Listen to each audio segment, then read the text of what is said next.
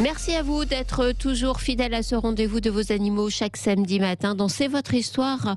Aujourd'hui, nous allons donner la parole à Lise. Bonjour Lise. Bonjour Natacha. Lise, vous êtes devenue toiletteuse canin. Toiletteuse, c'est un changement de vie pour vous puisque à l'origine, Lise, vous étiez journaliste dans le domaine des courses hippiques et puis vous avez choisi de changer de vie. Un choix qui a été motivé par quoi, Lise ?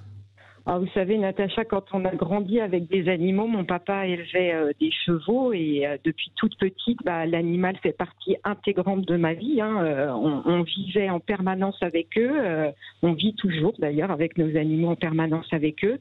Quand j'étais petite, je restais des heures sur le dos d'une jument que j'aimais particulièrement et je lui faisais des tresses. Et puis quand j'ai décidé de changer de vie, quel plus beau métier que celui de chouchouter toute la journée des chiens et des chats, Natacha.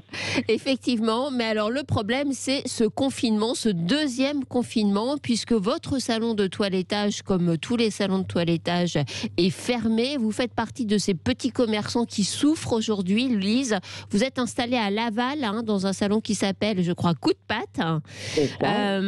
Comment on vit ça quand on a son activité qui s'arrête? Parce que j'imagine que le click and collect, c'est pas pour vous. On peut pas arriver, vous déposer le chien et repartir. Alors Natacha, le click and collect, il est pas pour moi, il n'est pas pour vous non plus, mais apparemment il est pour plein de préfets. Parce que justement, le gros problème que nous avons actuellement, c'est qu'on a énormément de salons de toilettage courts à travers toute la France. Oui. Avec des autorisations préfectorales qui sont des mails qui sont envoyés, ce ne sont pas des arrêtés.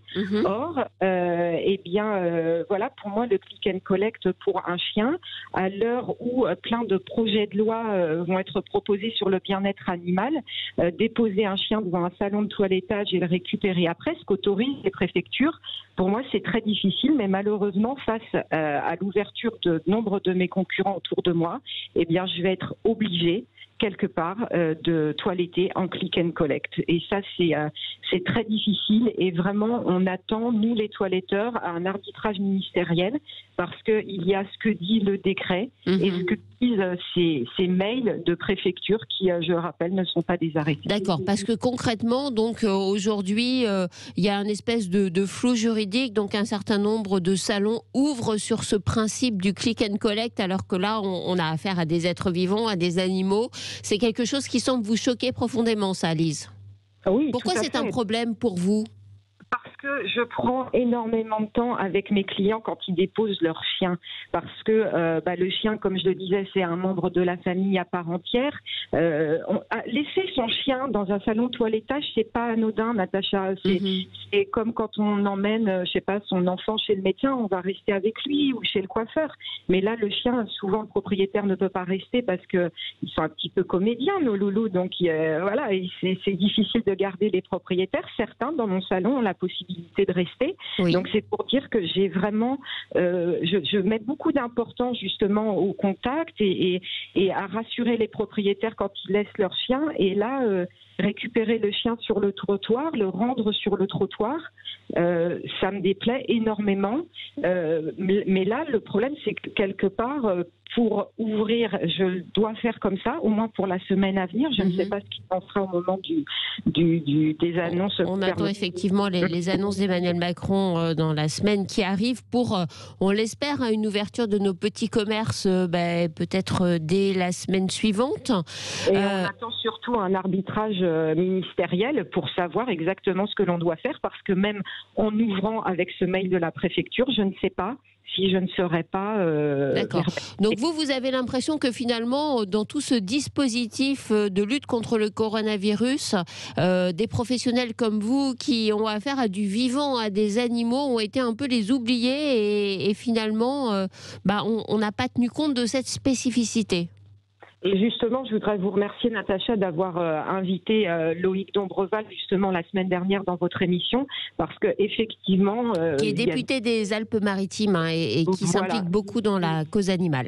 Et c'est vrai qu'un représentant du monde animal dans le conseil scientifique, à mon petit niveau de toiletteuse en Mayenne, je pense que ça aurait été bien, non seulement pour nous, les toiletteurs, mais pour toutes ces personnes qui travaillent avec les animaux. Et Dieu sait qu'il y en a énormément de corporations qui vivent en lien avec l'animal, quel qu'il soit. On a bien compris votre message et votre cri du cœur, Lise. Vous allez tenir bon, ça va aller, votre commerce va survivre à cette période on ne peut plus difficile?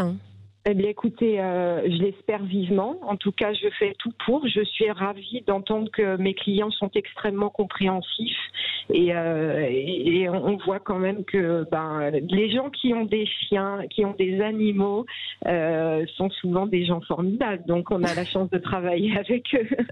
Eh bien, écoutez, on vous souhaite vraiment beaucoup, beaucoup de courage, Lise. Je rappelle le nom de votre salon. Si vous habitez dans la région de Laval, allez voir Lise Février. Son salon s'appelle Coup de patte. Vous ne la manquerez pas et vous verrez, Lise, c'est une passionnée des animaux, elle les adore et je crois qu'ils lui rendent bien. Allez, on arrive à la fin de cette émission. Merci à vous de nous avoir suivis. C'était un plaisir de vous avoir pendant 1 heure dans Vos Animaux, comme chaque samedi matin, pour ce direct qui vous accompagne. Je vous souhaite un excellent week-end.